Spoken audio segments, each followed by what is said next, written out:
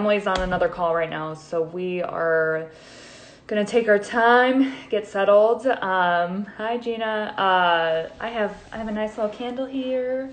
I've got some tea, so I invite you guys to kind of do some things to help you, create a comfortable environment for yourself. So we will just kind of let people get settled and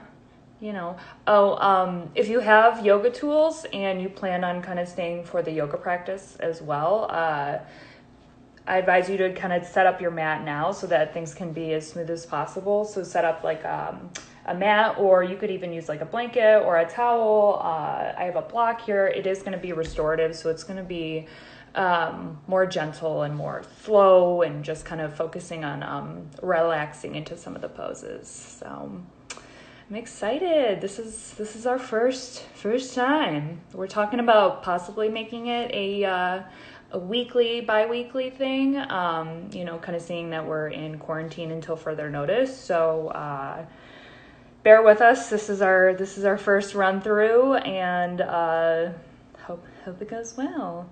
So in the meantime, if you want to like shout out and ask questions, feel free to do that. How y'all doing? I'm hanging in there myself. Just kind of getting used to this new norm, which we'll be talking about a lot. The old norm versus the new norm, and what that means now. So, hi. I love it. What do we got? We got 5 people. Woo! All right, that's 5 more than I expected. Awesome.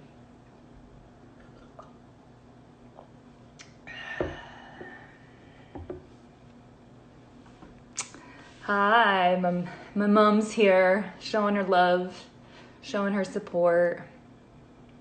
Hopefully Emily can jump on rather soon. Hi, Bunny. And we can get this thing started. Hi. It's cool seeing everyone show up. It's really nice. It means a lot to us. Oh, there's Peggy. It's my roommate. She's literally in the other room. Got to watching this right now. Okay, hold on. I just got a notification from Emily. I think she's asking to join. Hang tight. Okay. Oh boy, this is my first time. Okay. Oh, here we go. Okay, go live with... Has anyone ever done a live before? Oh, look who it is. Hey, Cass. Has anyone ever done this before? Just out of curiosity. This is new to me. I'm not used to...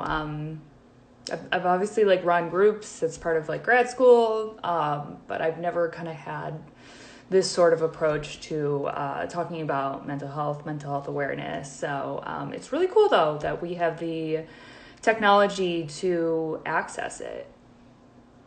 You're a rookie too? Okay, hold on. Waiting on Emily.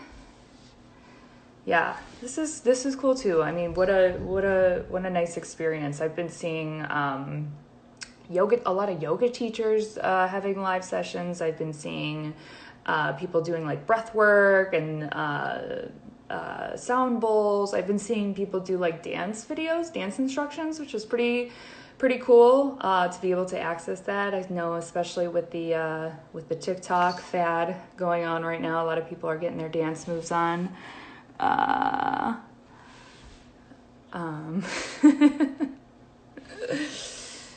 We're trying to get Emily in here. Bear with us, y'all. Please give us a second here. Okay, where are you, Emily? I don't see her. Hi, Nick. We're waiting on Emily to show up. Okay, sorry guys. Just some minor technical difficulties. We should be with you shortly. hope everyone's safe and well and taking care of yourself, whatever that means. It's kind of means something different to everyone depending on what you're experiencing, depending on what your profession is, depending on what your financial situation is, whether you have a family or not. There's a lot of factors that go into this. So it's important to consider that when we are talking to folks and keeping in contact with them. We'll definitely get into a little bit of that later, but just kind of remembering like everyone's going through their own thing right now, and holding space, respecting that. I've sort of been witness to, my cat is going crazy right now. Sort of been witness to some folks kind of saying like, oh, I don't have it that bad, so many other people have it worse, or like vice versa, the other way around. Like, I have it so bad, nobody knows what I'm going through. And that, here we go. Okay, here's Emily. Sorry, I'll finish that thought in 1 second. I think she should be hopping on. Okay. But yeah, we'll chat a little bit about that. There she is. I'm here. Hi. Hi. How are you doing? Better now. We gotta figure it out. Okay. Yes. So I think we should jump right into it. We're already like 5 minutes in. So maybe we can just kind of do a brief introduction of who we are and kind of like talk about the intention of the event here.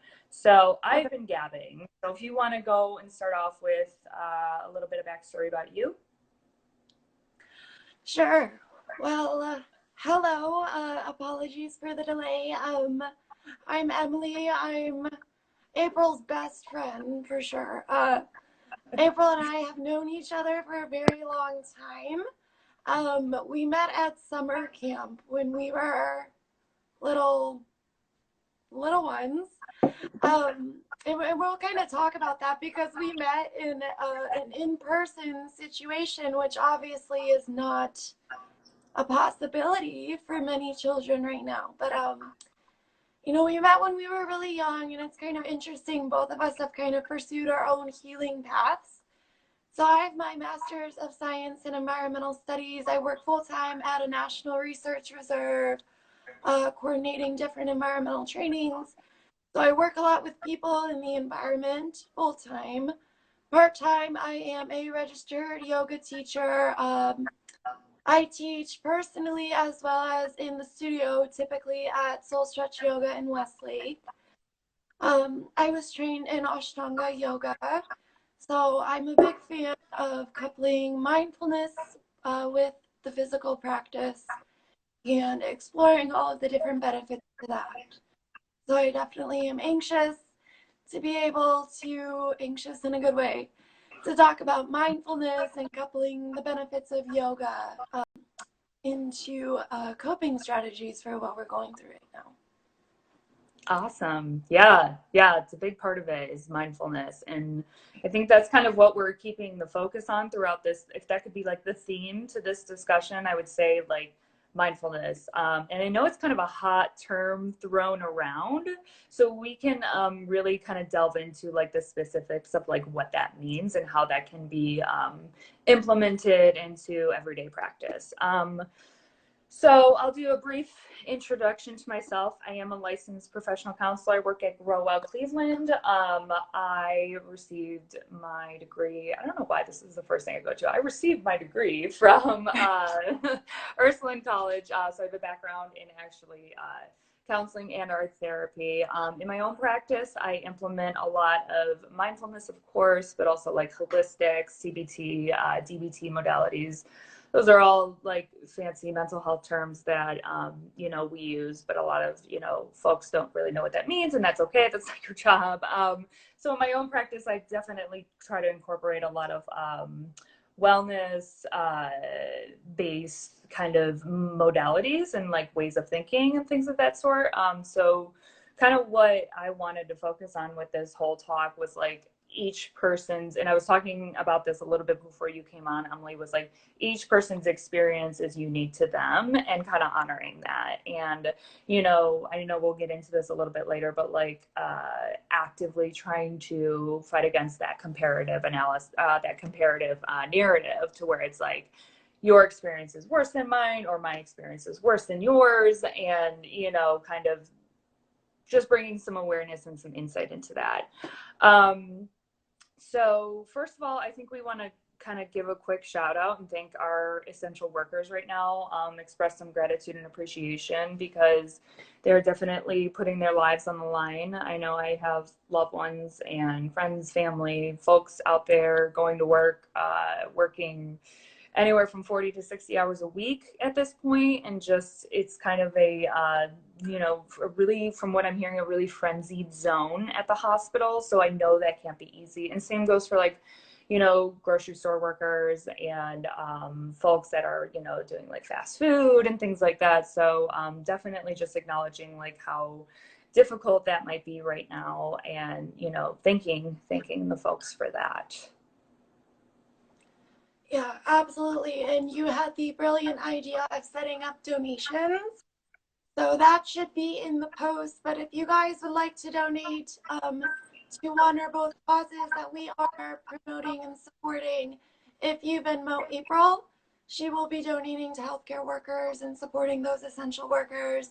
If you Venmo to me, I will be donating 100% of those received funds to Second Harvest Food Bank of North Central Ohio.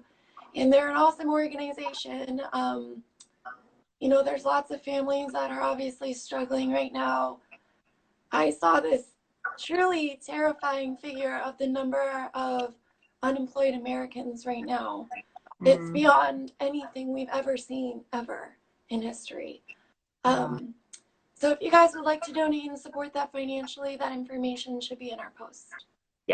Yes, absolutely. So we'll go over a brief explanation of like kind of the format of how this event is going to go, and then I think we should just kind of like jump right into it because we're at 9:10 already, and we found out last night that Instagram Live only lets you do an hour long at a time. So things might feel a little condensed, but feel free to you know, throw out some questions, throw out some thoughts, throw out whatever you feel appropriate, and we will do our best to definitely answer them. If we cannot get to your specific questions, feel free to send a DM to GrowWell's Insta account. Obviously, I am one of the people who help regulate that. Throw a DM to Emily. You know, we're happy to address that individually if we can't get to it at this moment. So this is intentionally supposed to facilitate a discussion on adapting to COVID-19. This includes, but is not limited to, grief that might be related to, you know, the changing of times, perhaps some anxieties, comparisons, resources, some feelings of self-worth, you know, and like I said, we're going to do our best to answer questions and to be as thorough as possible. But, you know, we are talking about possibly making this a weekly check-in or a bi-weekly check-in as an event. So there can always be more, you know, if that's something you guys feel like would be useful. So we're going to chat a bit, and then Emily is going to lead us to about a 20 to 30 minute yoga flow. And that is to encourage mindfulness and wellness. And Emily will be able to talk about that a little bit more when the time comes. Absolutely. Cool. Anything we resource, anything we note as, you know, particularly useful or particularly something, you know, to listen to or to read, it will be posted on GrowWell's Instagram account. So this might be like podcast authors, poems, you know, text resources, things like that. It will be available after the video has ended. So let's start off with some affirmations. Emily, do you kind of want to lead us in some affirmations so we can kind of like set an intention and then begin the discussion? Sure.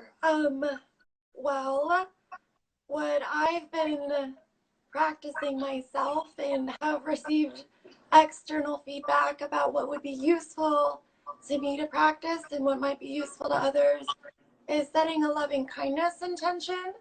So I think especially right now with everything that we're going through, taking a moment to sit up, grounding ourselves and doing a very quick breath work check-in before we get into some a little more heavy discussion.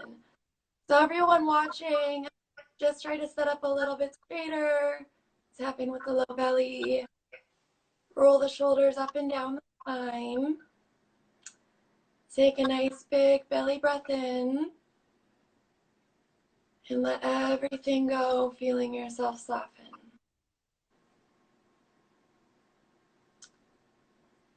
And telling yourself, may I be well, may I be healthy, may I be strong, and may I experience kindness. And in turn, emanating that to all beings, may all beings be well, may all beings be healthy, may we all have the strength that we need, and may we all receive and exhibit kindness during this time. Very well put. Lovely. It sounds simple, right? It sounds really simple, but we kind of have to make that active reminder to ourselves. Yeah. And I hope I'm not speaking out of turn, but I know when we touched base earlier today, I was talking about how it's so much easier, at least for me, to show love and to show kindness to others. But then when it comes to exhibiting love and kindness to ourselves, we're like, oh, like you're a piece of crap. Like, what's wrong with who you telling, girl? Right. And in that negative self-talk, we don't I don't even realize that I'm doing it. Right. And other people will notice. Other people will be like, Emily, like, why are you so hard on yourself? Which is ironic because I'm like a yoga instructor and here I am preaching loving kindness. But when it comes to showing that to myself, it can be really challenging. It can be, and we're definitely going to talk about that, like intention of like checking in and being more mindful and aware of like those things that we're telling ourselves, right? That's something we can take with us despite quarantine or no quarantine, you know what I mean? We can just kind of take that with us wherever we go from this point on. Absolutely. Yeah. So the first topic I kind of wanted to hit was the idea of grief and how grief relates to what we're going through right now. And for the first time in my generation, for the first time in a lot of people's generation, this grief of the collective loss of the world that we quote unquote knew. And I just want to say like how I just want to normalize feelings that come along with this. You may feel heavy, you may feel anxious, you may feel bouts of depression, you may feel uncertainty. And this can all exist despite not physically losing a person, not losing a person in the traditional sense, like how we tie grief up with like, oh, you know, you lost a loved one to death. Feelings of grief can't occur despite, you know, someone's physical presence not being there. So this can be in, you know, our terms today and what we're going through with COVID. This can be, you know, a loss of career, a loss of our normal routine, a loss of finances, a loss of physical connections, a loss of gatherings over meal, spiritual gatherings, not being able to worship, not being able to connect to a higher being together. I actually got a lot of this information off of Brene Brown's podcast, which is called Unlocking Us. And she spoke with David Kessler on this, who is a grief, guru. And her question to him was, why do we name it grief? Like, why out of all terms are we calling this grief? And he said, you know, if we don't name it, we don't feel it. And I was just kind of like stopped in my tracks when I heard that, because I was like, no, that's exactly what it is. Because a lot of people are distracting themselves and escaping right now and just kind of like, you know, trying to get this sense of like normalcy. But when we stop, what we realize, what we're actually experiencing is like grief. It's like things will not be the same. And I used this experience this example with you earlier, Emily, of like saying like, remember the airports before 9/11? You know, and how kind of like loose things felt, and you know, there was still security, but people were just kind of like had an air about them and just kind of, you know, moping about. And then 9/11 hits, obviously a national tragedy, and now you go into the airport and things are very different. Things are tighter. Things are, more rigid and more hyper vigilant for good reasons. But that's a good example of like, there might be a new norm after this, and Right. that's And not even logistically and economically, which we can talk about and is its own thing, but Mhm. emotionally, like, which sounds kind of funny, like being like emotionally going to the airport. But I know that's so true. Like, I see memes all the time where people are like, the anxiety of going through security and like, you Yes, know, yes, that did not used to be what it is today right. after this major life event. But so much time has passed that that is our new normal. So what's Hmm. really interesting about the situation right now is we are in the process of creating a new normal. And that grief that you're talking about is grieving what was the old normal and Hmm. then the anxiety of not knowing what that new normal might look like. Yes, yes, because we're really not going to know until that day comes, until bans are lifted, until, businesses are open again. I heard something really powerful the other day. Somebody said, we only have 3 days right now. We have yesterday, today, and tomorrow. It's all we have. There's almost no planning for the future. And sitting with that for a lot of folks, maybe some folks who have more anxious tendencies, maybe some folks who, distract themselves from their daily lives by planning, they're like thrown off their rocker because it's like, well, if I'm not prepared for the future, what do I do? What do I do with all this energy?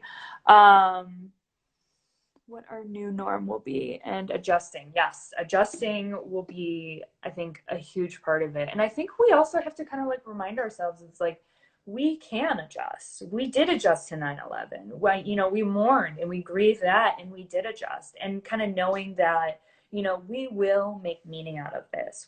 There will be light on the other side, and kind of like rooting yourself with that thought and that intention in order to not get kind of like I talk to clients, like sucked into the black hole. You know what I mean? Because if we sit here and we're like worried and we're like, oh my God, this is going to be terrible. This is going to be bad. This is, it's like, we're going to make it out on the other side. Everything is going to be okay. And I What? know I brought this up earlier, but this was a discussion I was actually having with another therapist. Mm-hmm. And I didn't know how to feel about this thought until she kind of validated it. But we're in this situation where all of us are collectively worrying. And Mm-hmm. in a sense, like, I mean, we could all be like, crap. Like, everybody's losing their heads. Nobody knows what's happening. But we can also find a sense of peace and comfort in that. Like, Yeah. we are all in this together. Nobody knows what tomorrow will look like. Yesterday Mm-hmm. already looks so different than what today is. Yes. So, taking comfort in knowing that there is no right way to go about this, we are all just trying our best, and we can kind Mm-hmm. of breathe a sigh of relief. Like, it's not just you, it's not just me. We're all out, in the same situation. Absolutely, absolutely. And how we can kind of like transform that into like, okay, some of us might forget that. So it's good to have that active reminder in us, and kind of saying like, how can we view this? Well, we can view this as an opportunity to be virtually connected, collective. I know I've talked to clients, I've talked to friends, I've talked to family. People are hearing from people they haven't heard from in days, weeks, years, because it's like, oh my gosh, like now is a time to connect. And it's like, well, that's kind of a gift in and of itself. And I'm wondering if we can kind of set the pace for ourselves and be like, well, what happens if we, kind of instill this collectivism, while we're here now, tomorrow, the next day. And, when things go back to normal, can we still be collective? And how would that look? Right. And ironically, we're strengthening our sense of community right now. Mm-hmm. And that's what's really interesting about society and the human race in general, is when we're forced into conflict, when we're forced into a situation of uncertainty, it's our natural genetics to want to band together and really work as a team, as a pack, to face our problems. So, I had mentioned this to you before, technology and social media. the sense of communities that society had was very different. And in a lot of ways, it was a lot stronger because you relied on going to the postman and Mm, hearing from him to bring news. You relied on the village healthcare doctor to yeah. treat you. We can do so many things remotely and virtually now, which is awesome given our situation. But in a Mhm. sense, it's kind of decreased our sense of dependency on one another, which is Sure. why we're really prone to feeling lonely at times. Yeah. And ironically, we're now in this situation where we're being forced to be isolated, Hmm. but we have the opportunity to do stuff like this. I just got off of a Zoom meeting with a bunch of different women talking about all kinds of issues and kind of similar to this coping strategies, boundaries, things like that. Hmm. I'm almost feeling more connected than ever in terms of emotions and mentality. While Yes. physically we can't be connected, it's really important for us to have that sense of community. Yeah, and what a great kind of silver lining to recognize in this Right.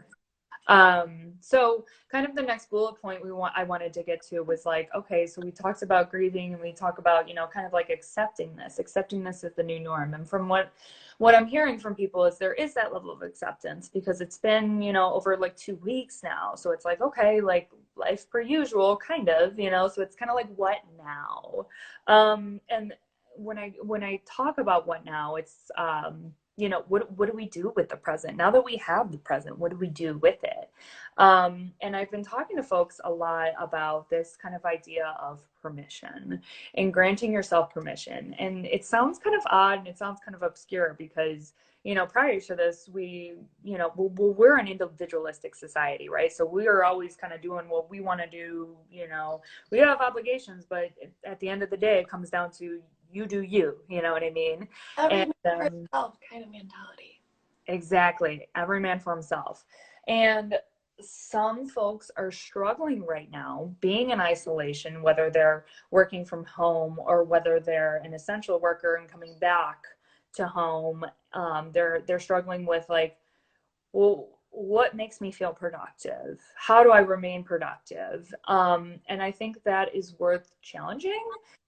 We specifically talk about this idea of internalized capitalism, which is kind of a newer, I would say, kind of like more progressive term that has become a bit of a buzzword within the more recent years.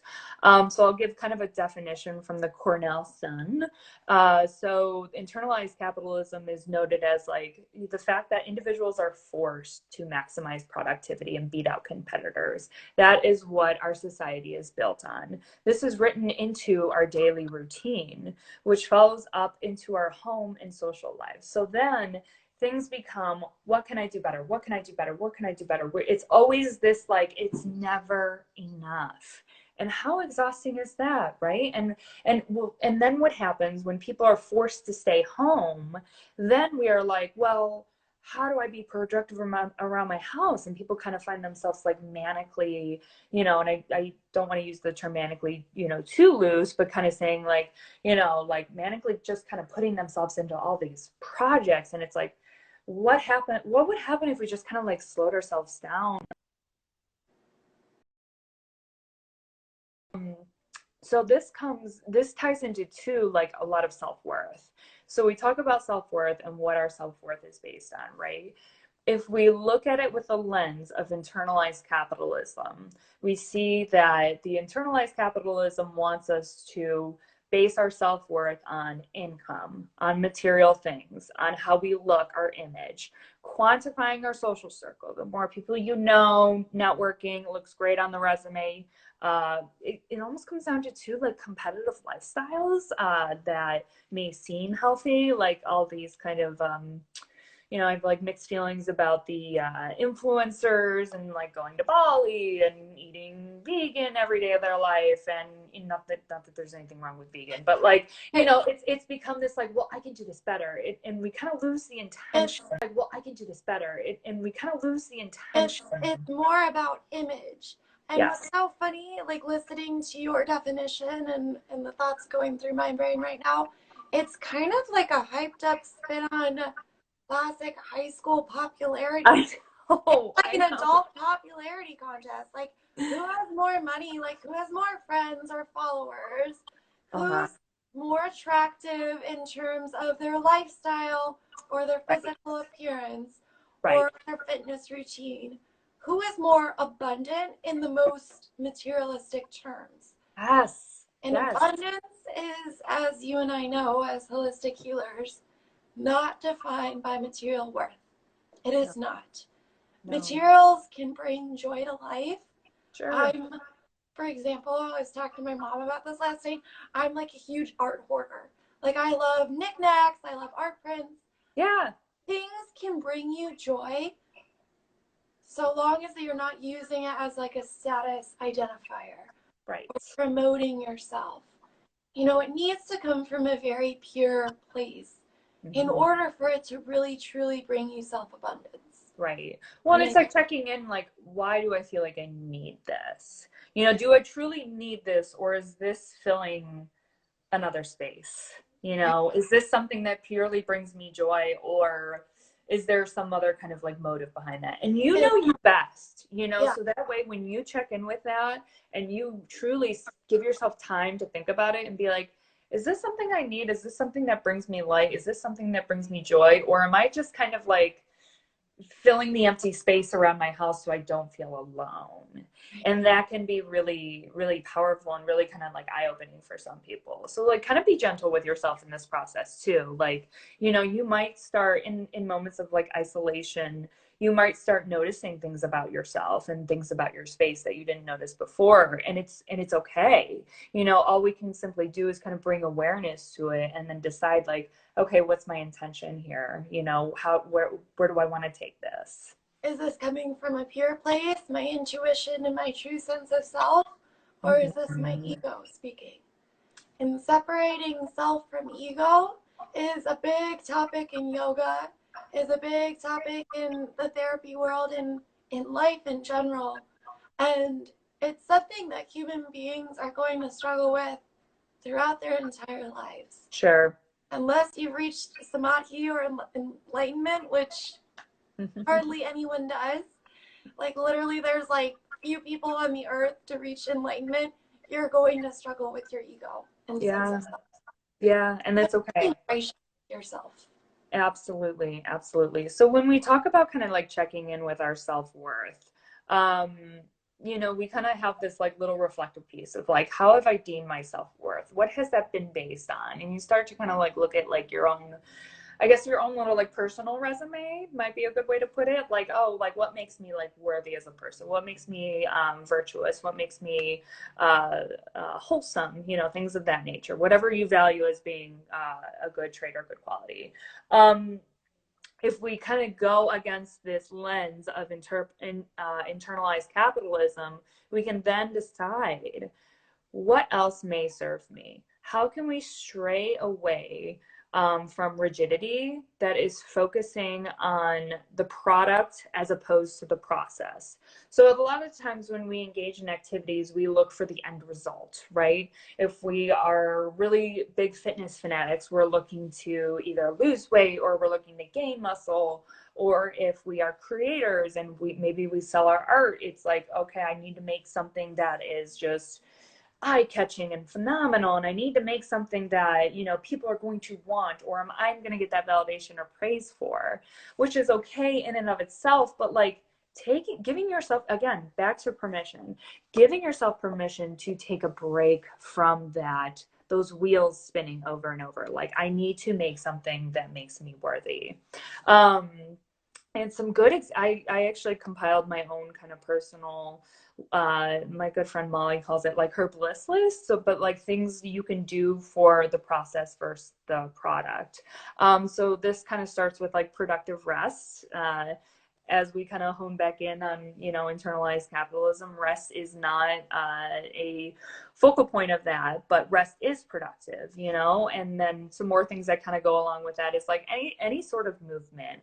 It can be as simple as a walk, it can be as simple as a couple yoga poses, it can be riding the bike, you know, things of that nature. The point of the matter is it doesn't always have to be to the extreme. You know, you can take things in small doses and they can still be worthy of doing. Playing a I game. had I had this conversation with a really dear friend today about how being constantly busy doesn't necessarily mean you're being productive. That Right. you need that productive rest, Yes. balance with movement.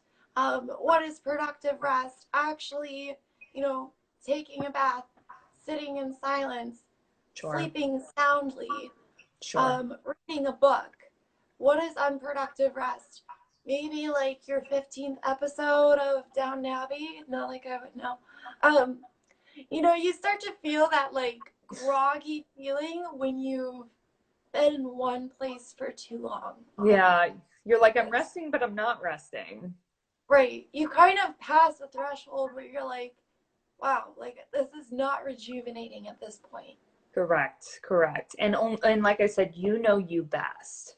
And I think some folks have a hard time giving themselves permission again to do those things like taking a bath or simply reading a book because they're like, well, what am I going to get out of this? And it's like you are going to get a lot out of this, but I think we can kind of hone this in onto into like some inner child work, which I'm going to plug the holistic psychologist really quick because she has great insight onto the inner child work, but a simple narrative that we can kind of utilize if we find ourselves wanting to fight against, you know, like dancing or laughing or singing or doing something just like freely and expressively. It's like, well, think about a child. Would you allow them to do that?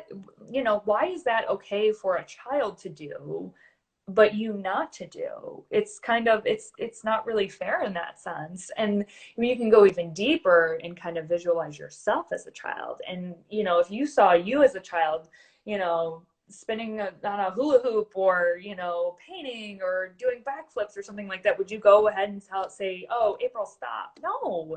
You'd be like, wow, look at her go, like that's fantastic, you Right. know. So kind of like changing that narrative and kind of saying like, wow, I want to be a little bit more gentler with myself like I would with a child. Right.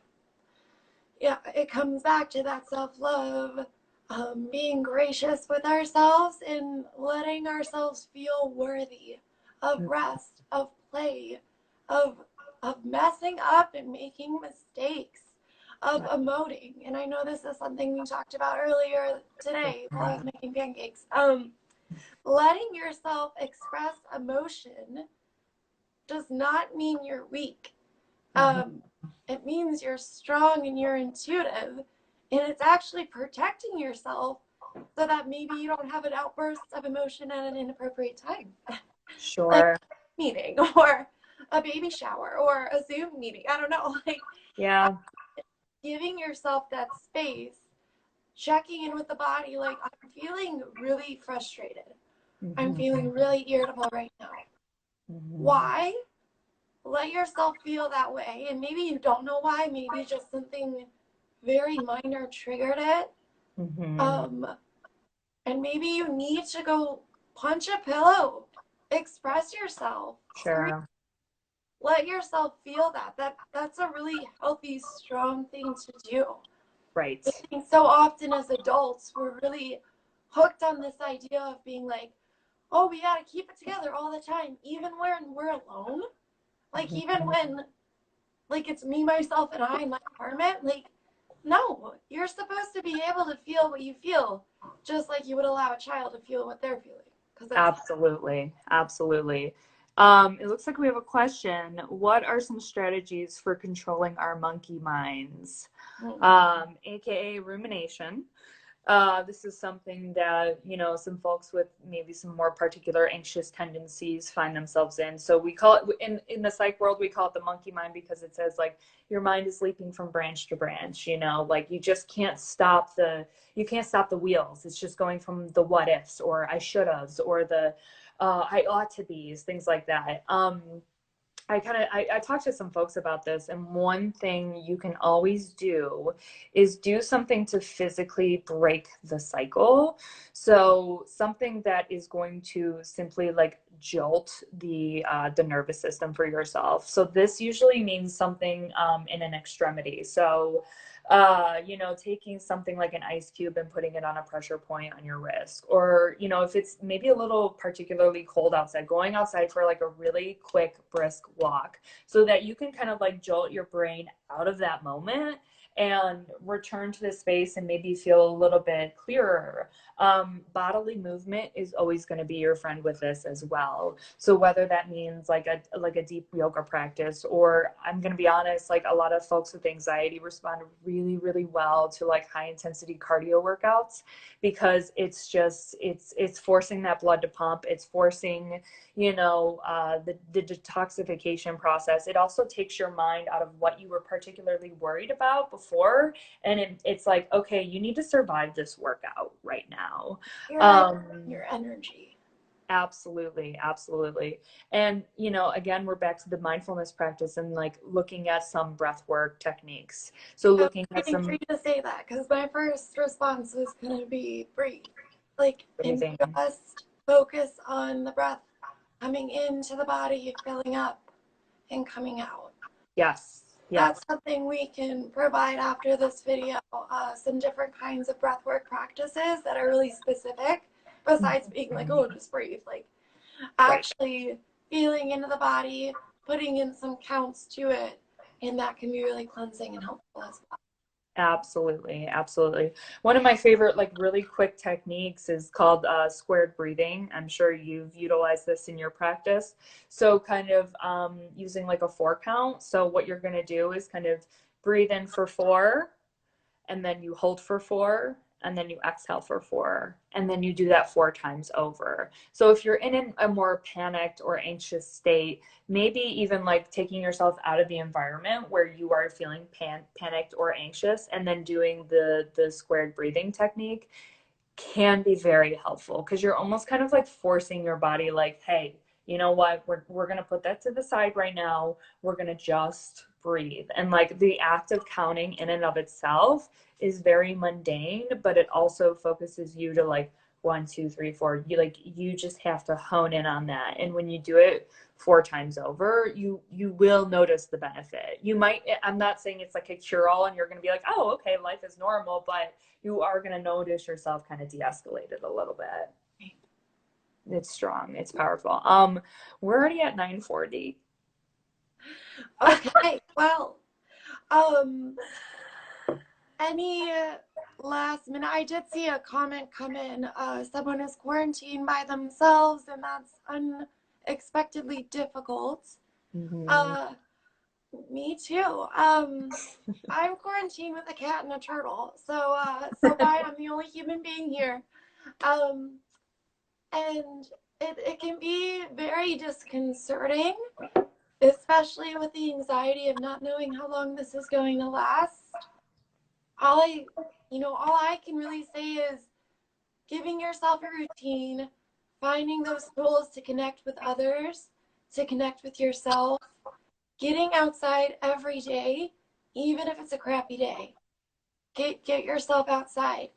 Yeah. There's something about being alone in nature that is so much more comforting than being alone indoors. And it's really important for us to create this safe space indoors, because who knows how long we're going to be in this state. Yeah. But nature is an amazing tool. The universe is very interesting in its timing. It's April. Wildflowers are blooming, birds are migrating, spring is coming.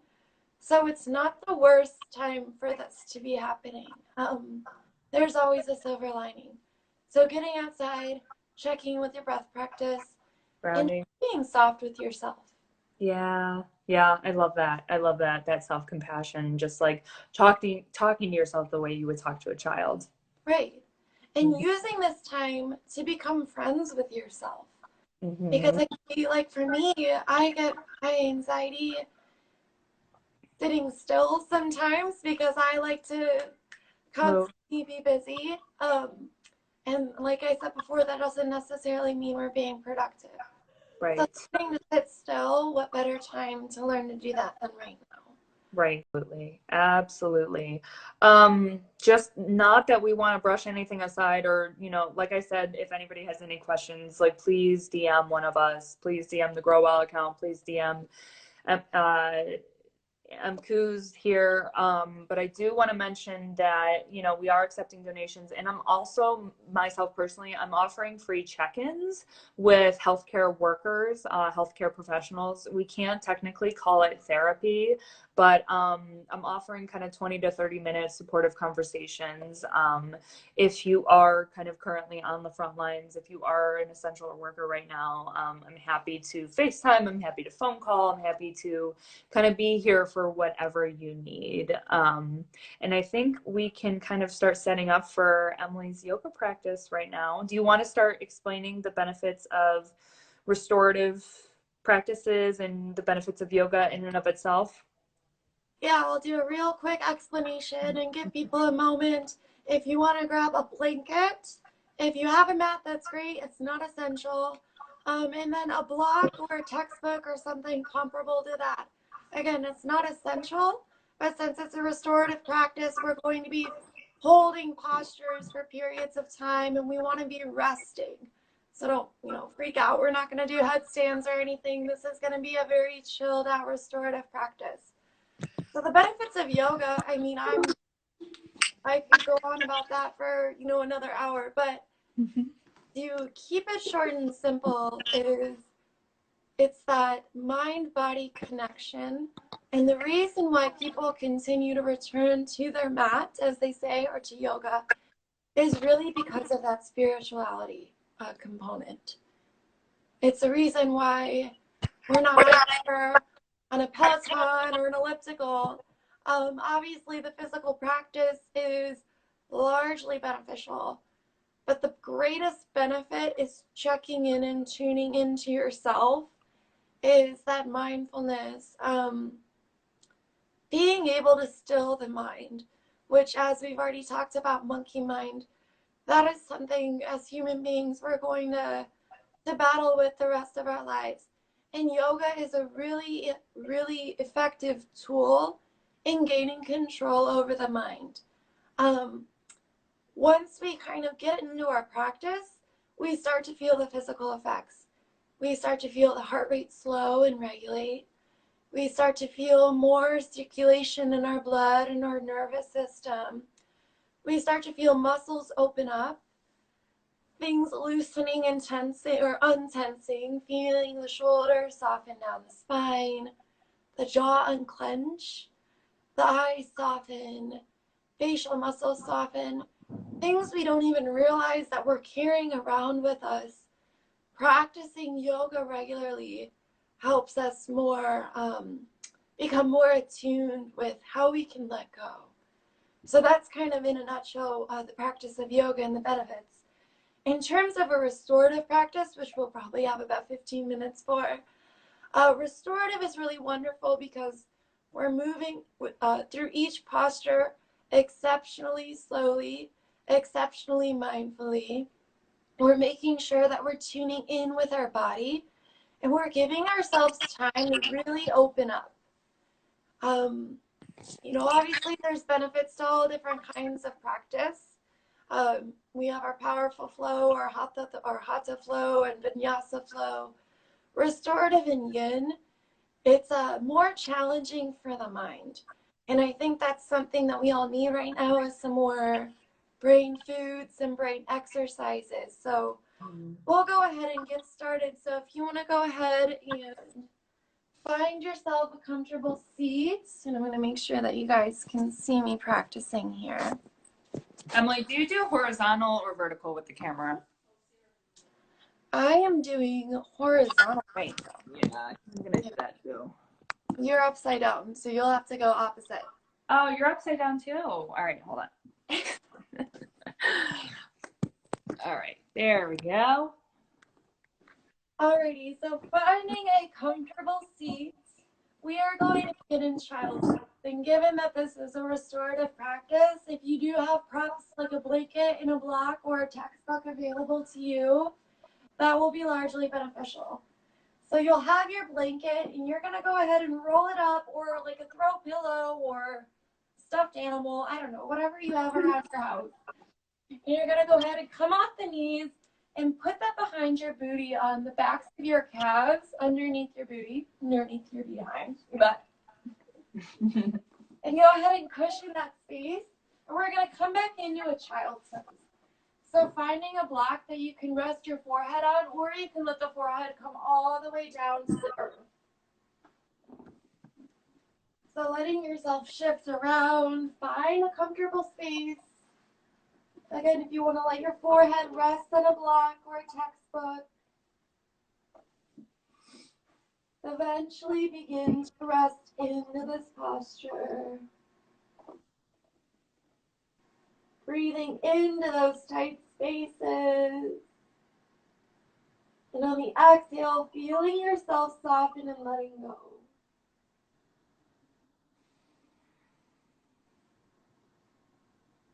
Letting the jaw soften.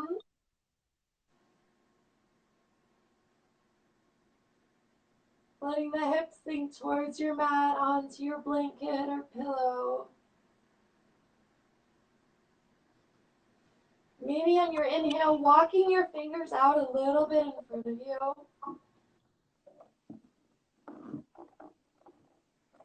And on the exhale, feeling everything soften towards the earth.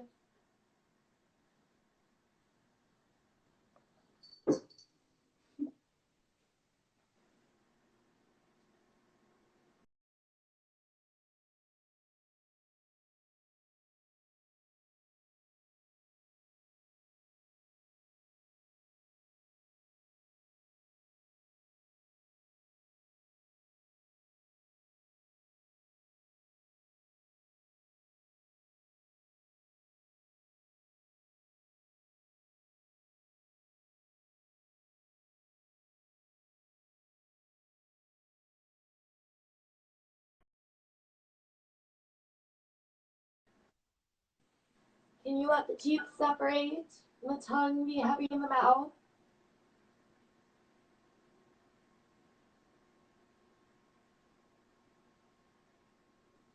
Feeling the chest sink towards the earth.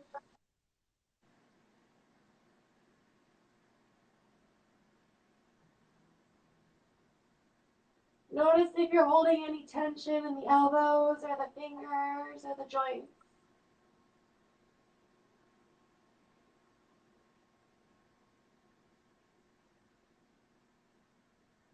And taking 2 more deep breaths here to just completely feel into this surrendering posture.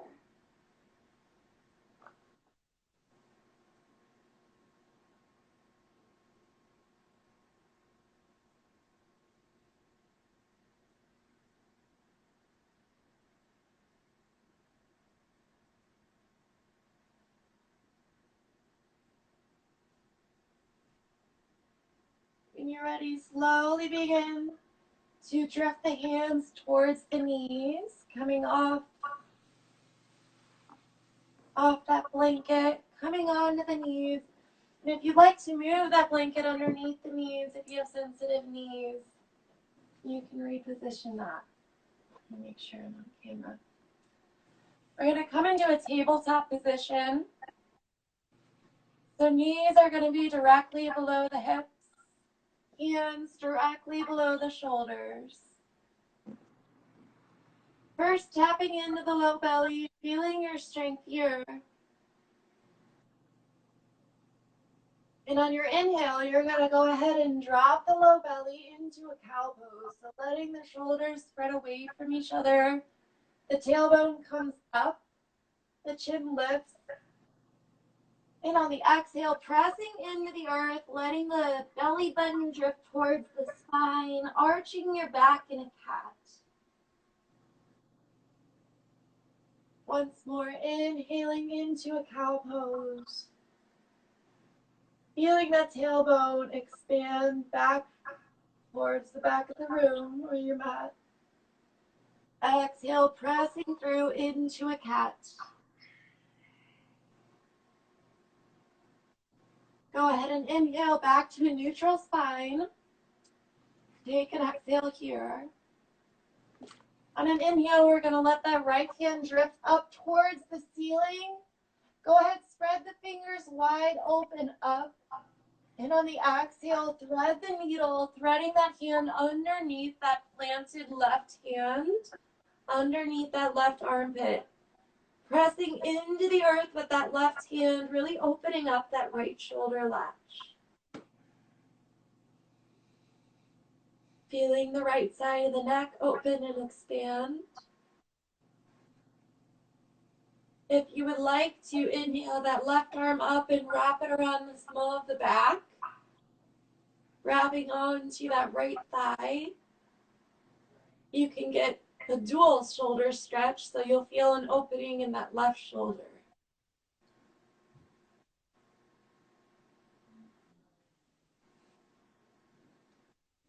And even in this twisted position, breathing in, feeling the belly rise on an inhale.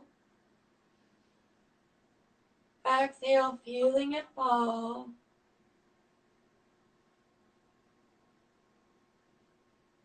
Take one last breath.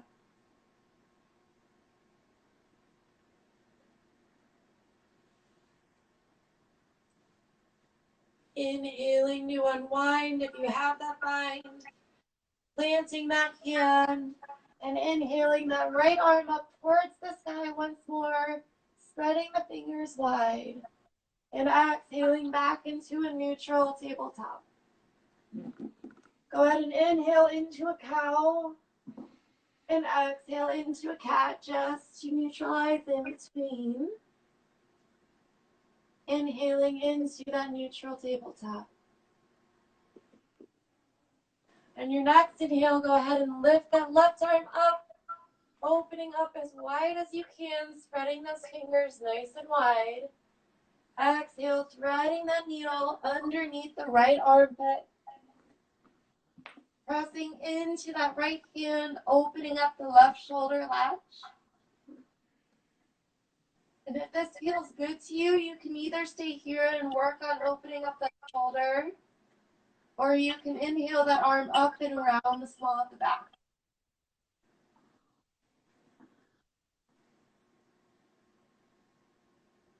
Letting go of any tension that we don't need to be holding on to.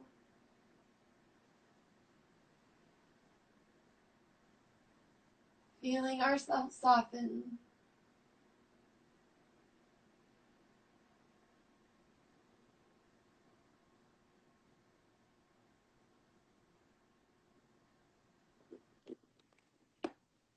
Taking one last breath here.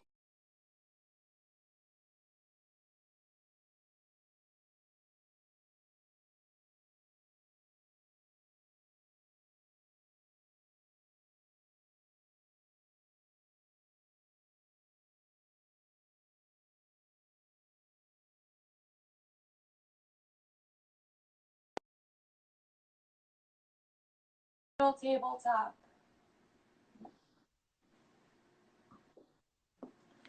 Go ahead and inhale into a cow once more. And exhale into a cat, arching the spine. Inhale back into your tabletop, and on your exhale, tucking the toes under, sending the hips up into a downward dog. Go ahead and pedal out the feet, bending one knee and then the other. Inhaling, pressing up. Exhaling, sending the chest back. You can bend the knees if you'd like. Go ahead and inhale that right leg up towards the sky, keeping the hips square to begin with. Breathing into that left hamstring. And then on your exhale, putting a bend in that right knee, opening up the hip and rolling up the ankle. You can look underneath that right armpit. Breathing into the side body.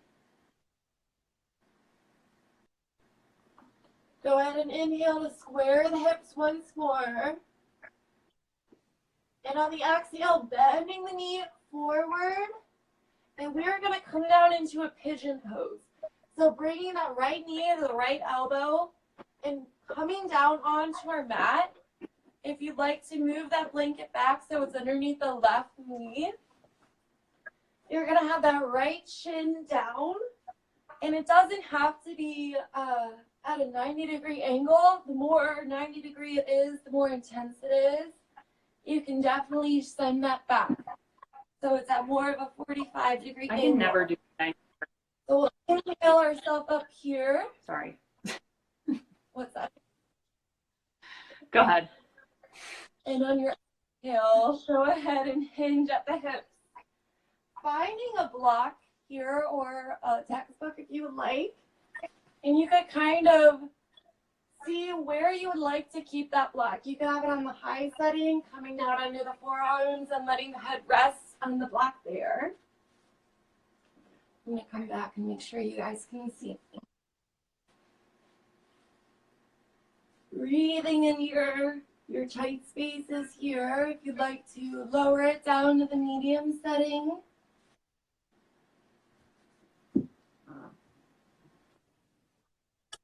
And letting yourself transform here. You might start up onto the forearms, and if you'd like to continue to melt down as you open up more, just feeling into the body.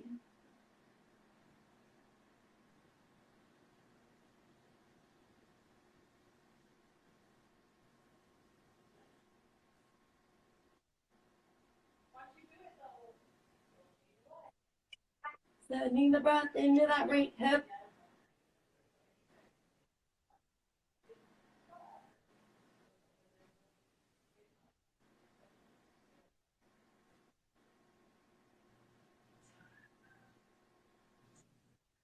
Letting yourself soften.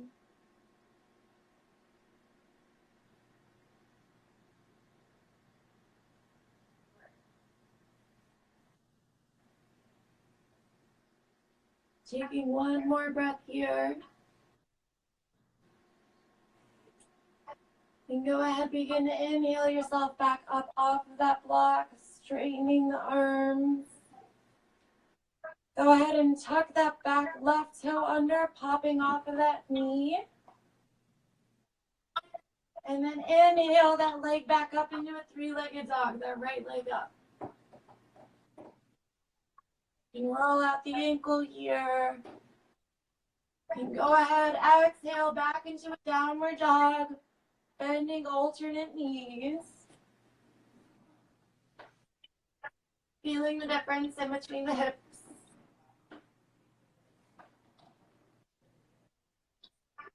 And on your next inhale, letting that left leg come up. Keeping the hips square to begin with, breathing into that right hamstring. And then on your exhale, bending your knee, flipping the hip open. Maybe looking underneath that left armpit, rolling that left ankle from side to side.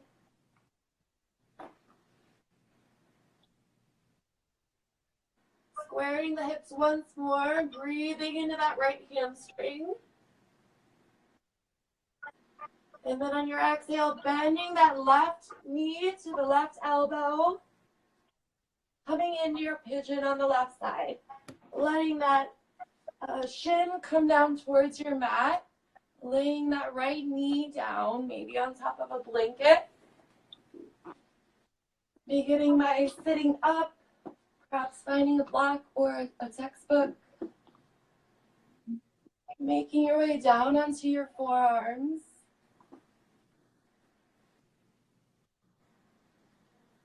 Sending the breath deep into that left hip. And if this is as far as you come down, let it be. Listening to the body, listening to your boundaries. Maybe after a few breaths, you'll start to melt down and the forehead could come on block if it's not ready. Letting the shoulders soften. letting go of any tension you might be holding in the face or the jaw.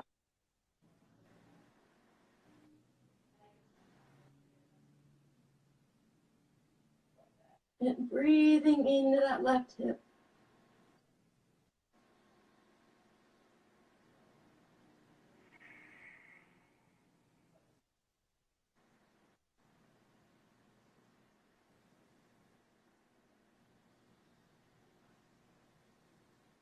Feeling the belly rise on each inhale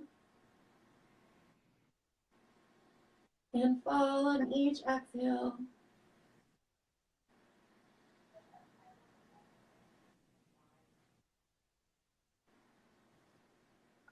Taking one last breath here.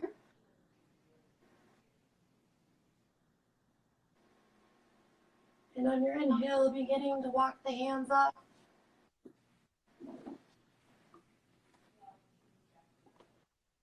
Popping off of that back right knee, tucking the toes under. Letting that left leg come up in a three-legged dog. Exhaling that down. Walking out the knee. And from here, we're going to go ahead and just come forward onto our booties. Tucking the knees into the chest, we're going to go ahead and rock back.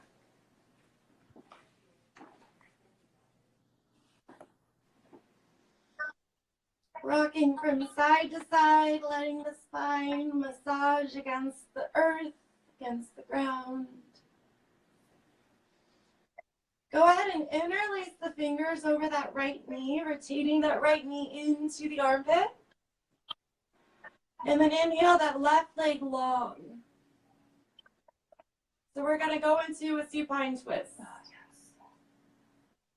This is my favorite. So first inhaling that knee into the armpit. This is really great for circulation, great for digestion. Are we laying down? Oh, okay. We're laying down, yes.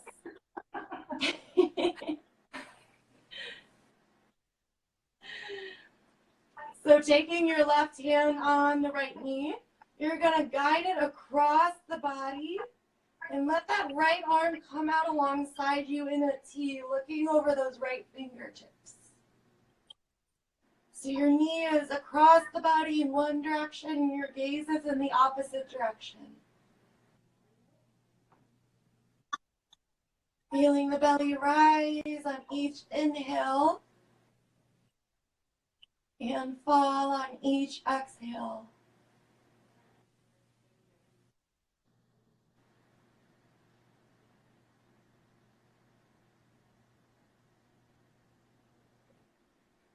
Letting yourself release in this twist, continuing to breathe here.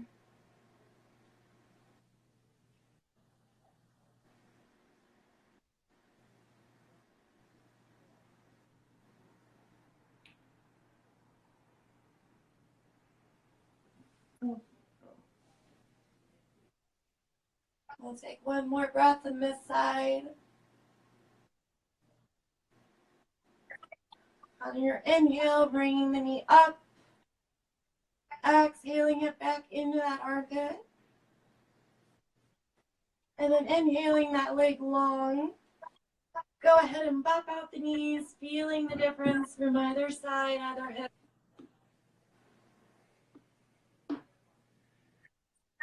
And on your next inhale, bring the knee into, the opposite knee, that left knee into the left armpit. Interlacing the fingers over that knee, inhaling it in. And on the exhale, using the right hand to guide that knee across the body. Letting the left arm come out into a T. Looking out over those left fingertips.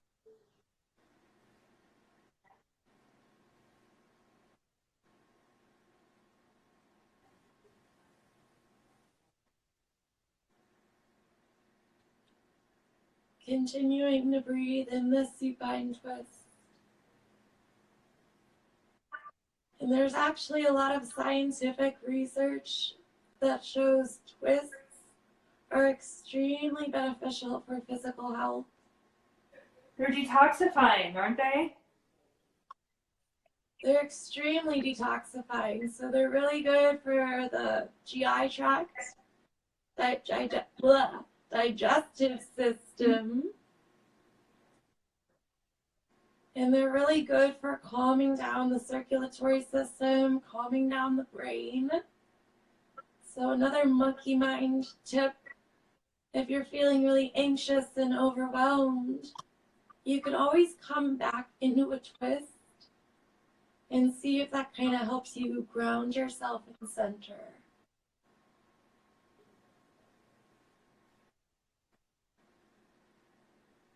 Taking one last breath here.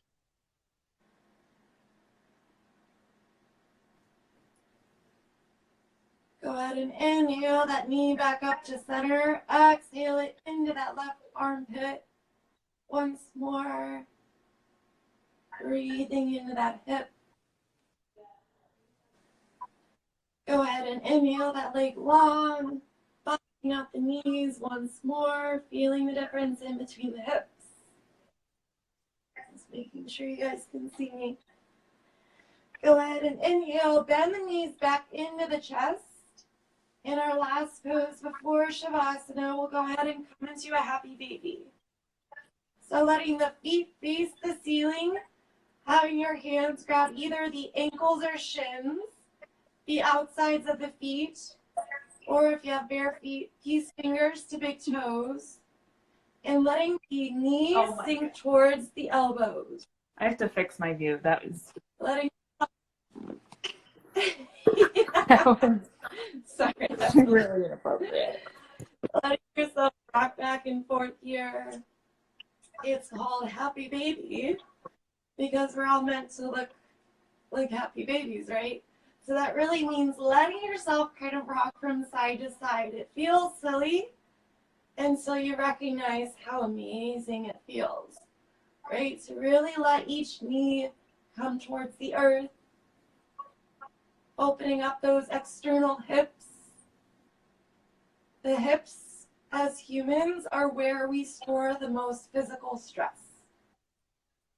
And that's because that's where we store the most emotional stress.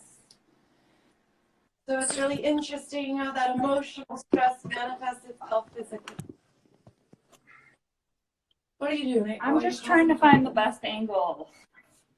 There we go. We're going to go ahead and bring the knees into the chest once you found your happy baby. And then go ahead and let the legs come long. Let the hands come onto the belly, face down, palms facing down. And then let the ankles splay out away from one another. Let the hips be heavy. And underneath those hands, you'll feel the belly rise on each inhale. And feel the belly fall on each exhale.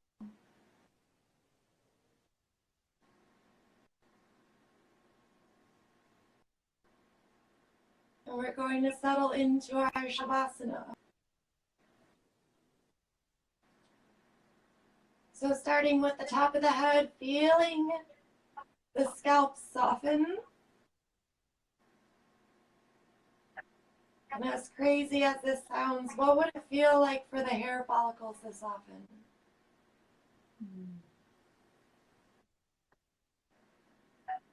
For that sensation to extend down into our forehead. Letting the brow unfurrow.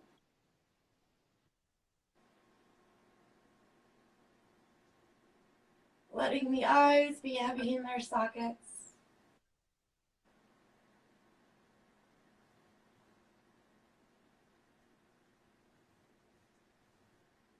Extending behind the ears. Tiny muscles and nerves behind the ears relax and release.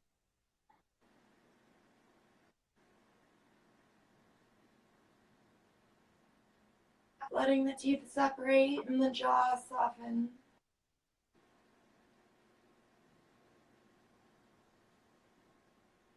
The front of the throat is relaxed.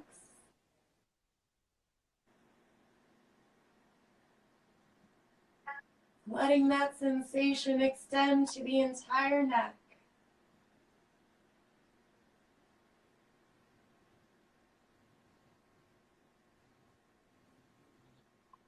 Shoulders fall away from one another.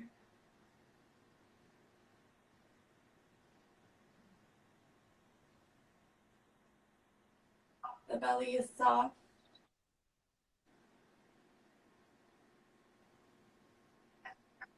The hips are grounded.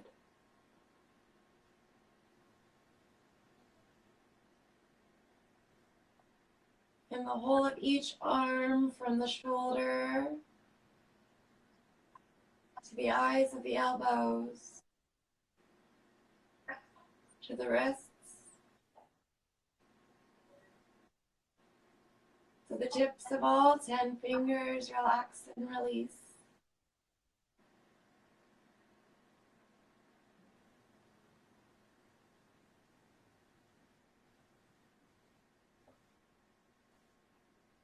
That sensation travels down the legs,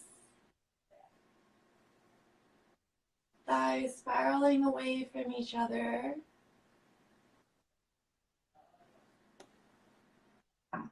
Kneecaps are soft.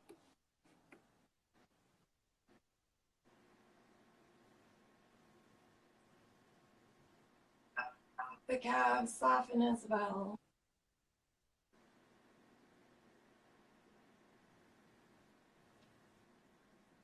And last but not least, the ankles, the heels,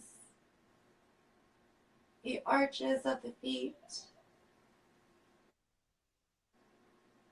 and the tips of all 10 toes soften and release.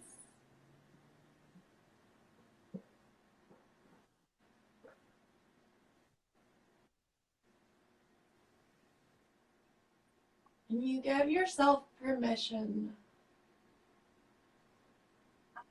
to do nothing but be here now and rest.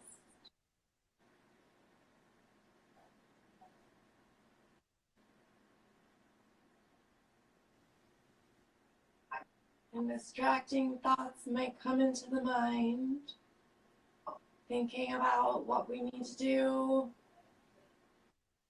after this practice or tomorrow at the start of a new week. And let them come and then let them go.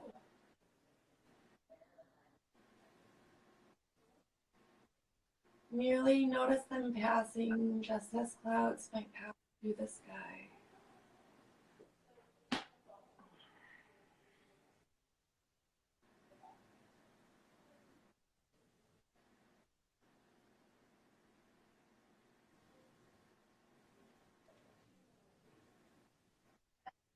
Eventually, we're beginning to draw awareness back into the breath.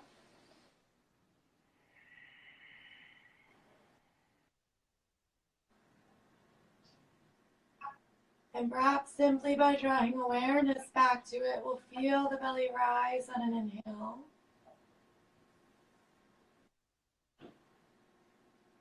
And fall on an exhale.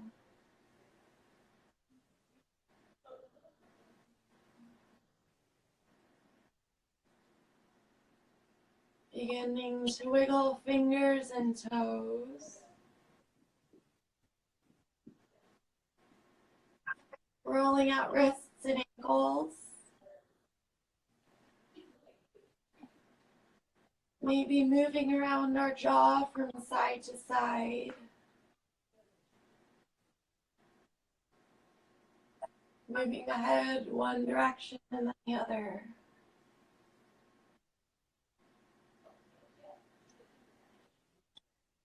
Eventually inhale, rolling the knees up into the chest. Wrapping the arms around the knees and rocking gently from side to side. Eventually coming on to one side of the body, cradling the head.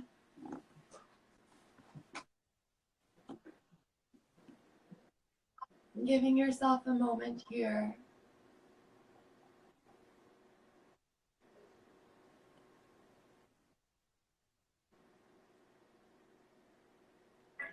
When you're ready, inhale. If it's comfortable to you, keeping the eyes closed.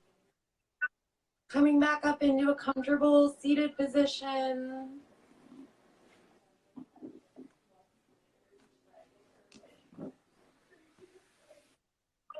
And for a moment, keeping the eyes closed, go ahead and place the hands to heart center.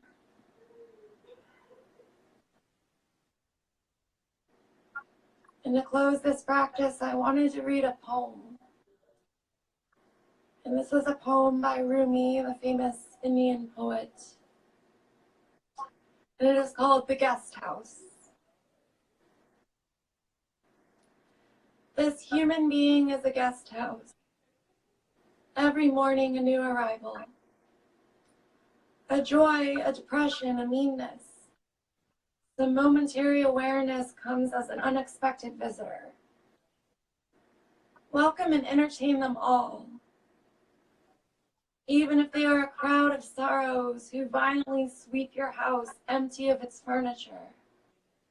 Still, treat each guest honorably.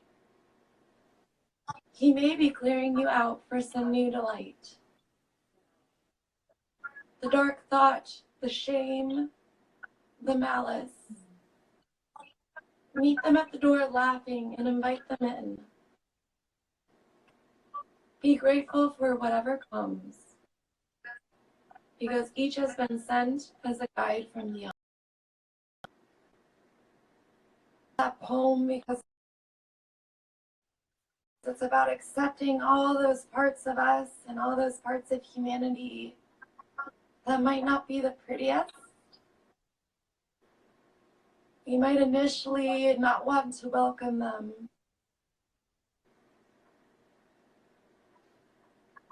But knowing that there is silver lining in every flaw, every obstacle, every barrier that we come across is an opportunity to overcome. Taking one last deep breath in, pressing the thumbs into the breastbone, reminding the heart to remain open. And then exhale, hinging at the hips to bow forward. Giving yourself some loving kindness. Thank you to whoever tuned back in. We had a couple more come back Namaste. in. Namaste. Yay. Thank you guys. We really appreciate the support, the love, the realness. It's so nice to be able to reach out to the community despite not being able to physically be in each other's presence. I think we're going to be collaborating again in the future, so stay tuned. Check your Growell's Instagram, check Emily's Instagram. We will have more for you in the future. Again, if you have any questions, any concerns, any comments, please DM Growell's Instagram at GrowwellCLE, or you can DM Emily at EMKUZ. But thank you guys for joining us. Thanks, Cass. Love you. Thank you, April. A quick plug, if anyone else is interested in more free yoga, I'm recording 2 practices a week so long as we're in this isolated state.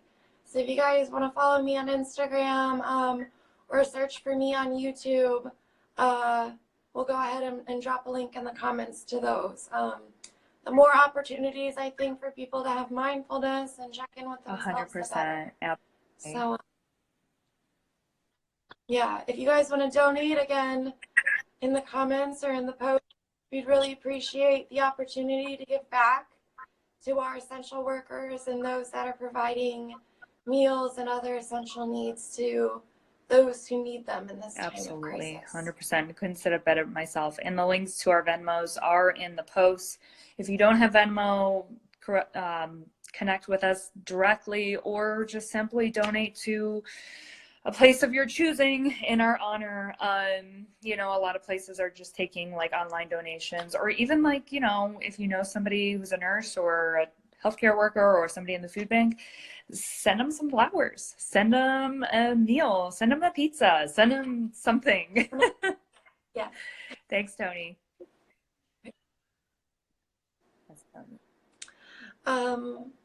Yeah, so hopefully we'll be able to collaborate again in the future, and Yeah, it was thanks fun. guys for tuning in. We will chat with you next time. Mwah. All right, bye everybody. Bye Bye. April.